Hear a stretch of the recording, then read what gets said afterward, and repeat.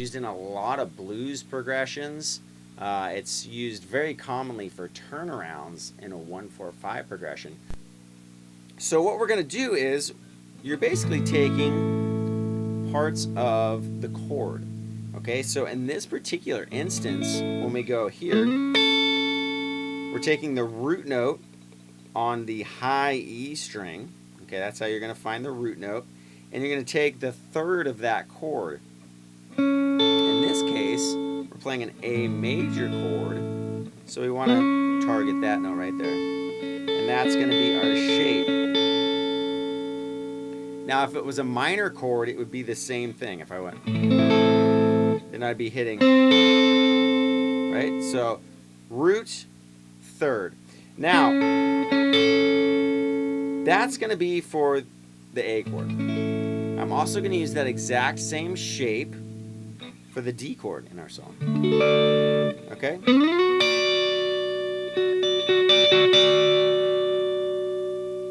Now, those are two major chords. Now, for the F sharp minor chord, I'm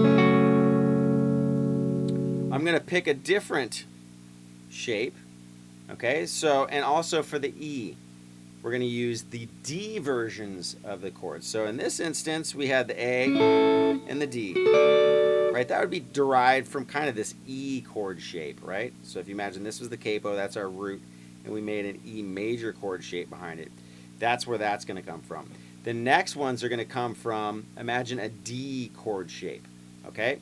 So we would find our root note in this case on the B string. Now this is an E chord, right? It's a D shape, but it's an E chord because of the notes. So if I hit the low E,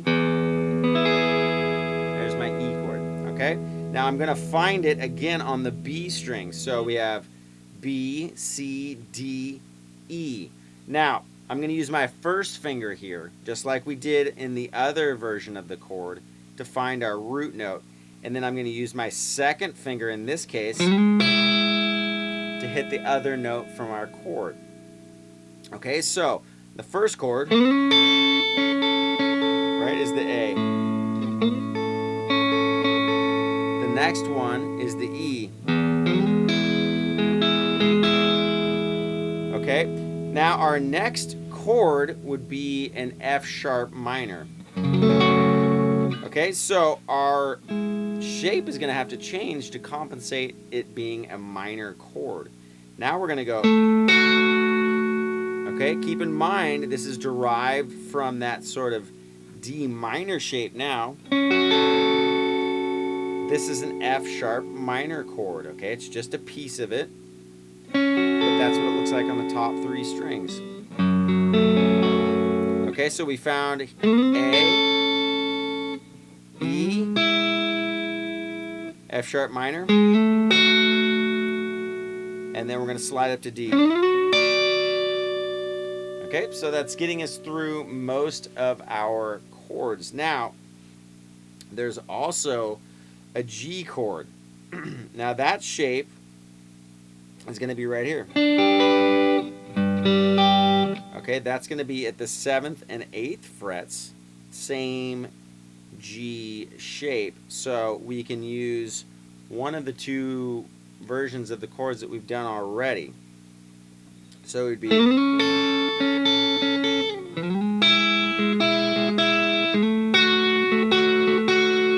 right?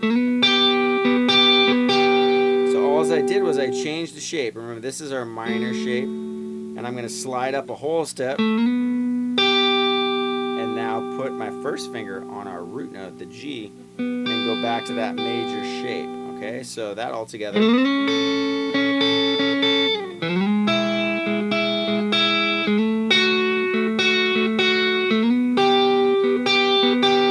Now if we did the whole thing all together,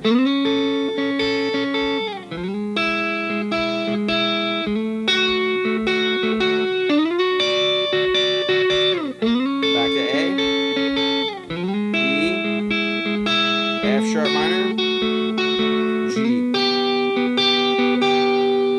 So that's just another way that you could approach that progression as well. You could sneak that in there.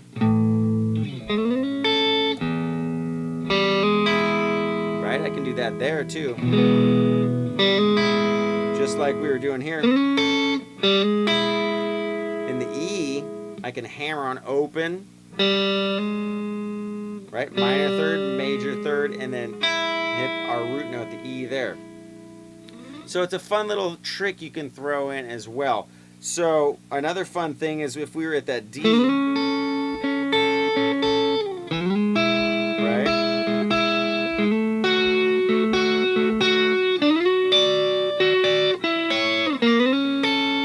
So you can walk down.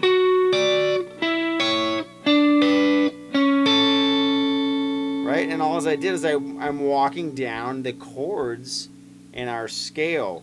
Right? We got D. Go to the next minor shape, which is going to be the 9th fret of the G and E. Right? Here as well, same thing, 7 and 7, and then back to our major shape. So I can walk down. Back to our E. Now we go to our G. Right, so it's just another fun approach that we can take, very R&B, used in a lot of songs.